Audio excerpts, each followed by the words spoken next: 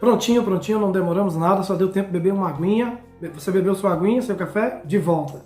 Gente, eu não sei vocês, eu me encanto todas as vezes que eu entro nessa área da psicanálise, da psicologia. A gente se vislumbra porque a gente começa a entender como é que funciona a nossa mente. Por que ela funciona assim e por que nós temos determinadas atitudes que depois nós vamos pensar, por que eu falei isso, por que eu fiz isso? Bom, a gente tem uma alegoria, vou fazer ela rápida para vocês. Quando você está trabalhando com consciente, pré-consciente, inconsciente, você vai para outra relação que a psicologia traz do id, que está ligado ao inconsciente, do ego, né, que está ligado ao seu consciente, e do chamado superego. Então, quando você olha para esses aspectos do inconsciente, pré-consciente, consciente, você tem uma alegoria bem fantástica, que é a do cavalinho, né? Que é aquele desenho de um homem montado num cavalinho. E o cavalinho é o id, né, o inconsciente, que é onde está toda a força do desejo, a força da satisfação. Gente, a força do inconsciente não é brincadeira. Mais adiante vocês vão entender o quanto que é importante entender o funcionamento da mente humana para ser um terapeuta, porque senão você pode se assustar, viu? Pode querer correr e desistir de ser terapeuta, tá bom? Apesar de que a área das doenças mentais não é uma área específica de um terapeuta holístico, só se ele for um psicólogo ou alguém especializado nessa área. O que nós estamos dando aqui, pessoal, é só uma introdução da introdução, é uma noção que isso é um curso intensivo, então se vai trabalhar com terapia holística e terapia é o todo, essa parte da mente é importante a gente entender pelo menos os princípios básicos de funcionamento da mente, tá? E aí esse cavalinho é o id, o homem é o ego e o chamado cabresto, né, a rédea que está ligada ao cabresto é o superego. Superego é aquilo que rege, aquilo que doutrina, tá? Que censura o id, para que o id não faça tudo que vier, não na cabeça, né? Mas tudo que vier à tona para ser feito, que não seja executado pelo consciente. Então, entre o inconsciente e o seu consciente tem o controlador, a rédea, tá bom? Então, quando a gente entra, a gente fica vislumbrado. Então, a gente entende aqui um pouquinho sobre psicanálise, quando a gente olha para a questão do inconsciente, e eu fiz aqui um pequeno desenho, um pequeno rascunho que vai aparecer aí na tela para vocês, tá bom? E eu estava analisando, você vai ver alguns desenhos de árvores sefiróticas, né? Essa árvore que aparece aqui do lado. E em alguns desenhos das árvores sefiróticas, você vai ver que no lugar de Da'at, vai aparecer para vocês o desenho, eu não vou precisar mostrar muito, no lugar de Da'at aqui, ó, tá bom? Fica um vácuo. Por que isso? Porque em algumas percepções, em algumas ilustrações, em algumas interpretações, esse lugarzinho vácuo aí onde deveria estar Da'at, alguns cabalistas e alguns sábios e alguns estudiosos e até terapeutas colocam Malhut, eles colocam reino aí. Por que eles colocam reino aí? Porque eles ligam mais ou menos a ideia do reino à boca, e não está errado. Então, eu tenho uma outra prédica falando sobre terapia holística que eu trouxe os níveis de comunicação, do pensamento, da palavra e das ações, né, e dos sentimentos. Lembram que eu disse que a palavra, ela traz as coisas, né, ela materializa as coisas? Na visão judaica também não é diferente. A palavra do homem materializa o reino. Tá? Que reino?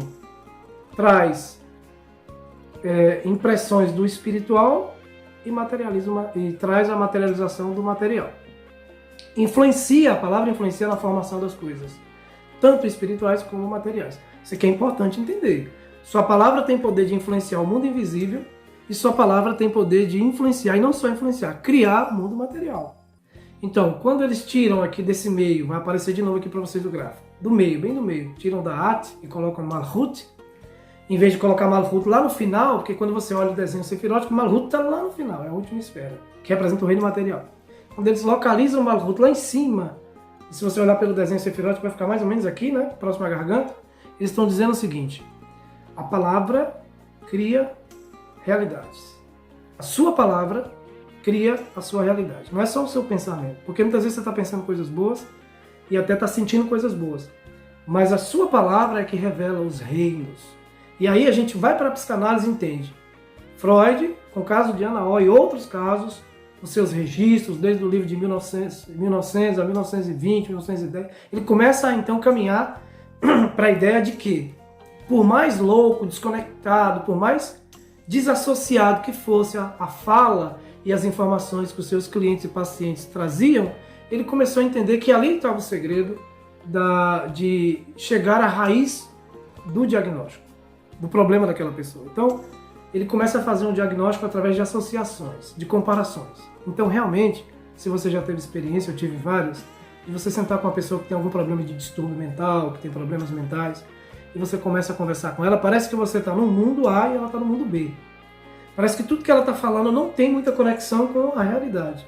Mas se você for inteligente, não precisa ser especialista, muitas coisas que ela vai falando, se você passar a conviver anos, meses com aquela pessoa, você começa a entender o mundo dela.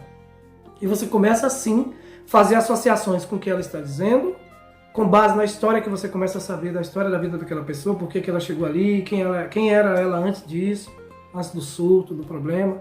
Você começa a fazer associações com as dores que aquela pessoa passou e está passando. E aí é um quebra-cabeça que vai sendo montado. Vocês estão me entendendo? Você vai montando um quebra-cabeça com o que a pessoa vai falando, com a história de vida dela, com a situação que ela se encontra, com as dores que ela carregou, se foi divórcio, se foi morte, se foi ausência, se foi abandono. Se tem uma predisposição genética, você também já começa... Quer dizer, é um quebra-cabeça. Isso dá trabalho, sim, mas é interessante, é para quem realmente se apaixona por essa área, e por isso que entra nessa área. E aí Freud entendeu isso. Ele entendeu isso. Que essa ideia de ouvir era muito importante. Tá? Claro que você não vai ficar aqui como um score, uma bengala, só ouvindo, e a pessoa vai ficar 1 hora falando. Eu não acredito nessa visão terapêutica de que a pessoa paga para você virar uma privada, um jarro, e ela ficar jogando tudo dentro e depois ir embora e te deixar cheio. Não é isso. Eu não acredito nessa visão. Mas você tem que deixar o seu paciente, o seu cliente falar. Se ele não falar, como é que você vai entender? Né? Claro, mais uma vez eu digo, na análise corporal não necessita que fale muita coisa, ou quase nada, tá bom? Mas nós não estamos falando da visão terapêutica analítica de análise corporal. Estamos falando da visão terapêutica analítica dentro da psicanálise, tá? Dentro do funcionamento do inconsciente, pré e consciente. Então eu trouxe essas informações aqui e fiz um desenhozinho para vocês entenderem. Então quando você olha para Keter, você tem inconsciência, você vai lá para binar, que é compreensão. Você entende que ali realmente está a percepção real das coisas. Você vem para cá, para Hormá, você tem a pré-consciência, que é onde estão os saberes e as informações que você acessa quando precisa, mas elas estão ali. Tá? Necessariamente, nem tudo que está no seu pré-consciente há uma compreensão profunda daquilo. Tá? Você só compreende algo profundamente quando isso já está na sua consciência, bem apurado, bem saturado, e você consegue falar disso com muita propriedade. Os saberes muitas vezes ficam lá na sua pré-consciência, muitos saberes, muitas informações, e todas essas informações às vezes elas ficam meio bagunçadas na sua pré-consciência, até geram sonhos também na sua pré-consciência. Então, o que está na pré-consciência não é o que nós chamamos de binar, não é a compreensão total. Então, é os saberes, ok? Eu sei que isso é meio complexo, mas depois a gente vai clareando essas coisas para vocês. E aí, quando a gente chegar em Da'at, que eu relaciono muito ao lobo frontal, a razão, mas uma razão intuitiva, uma razão mais refinada, não é uma razão grossa das coisas, não é só colocar na balança, é colocar na balança digital. Da'at é a balança digital do cérebro, tá? E aí você tem o caminho do meio, que a Bíblia fala tanto, né? Não vá nem pela direita, nem pela esquerda, ou seja, apura um, apura outro, mas vá pelo caminho do meio, vá pela intuição junto com conhecimento. Conhecimento com intuição é uma mistura, é uma química perfeita para quem quer trabalhar essa questão das terapias e do melhoramento do ser humano, viu? Ok?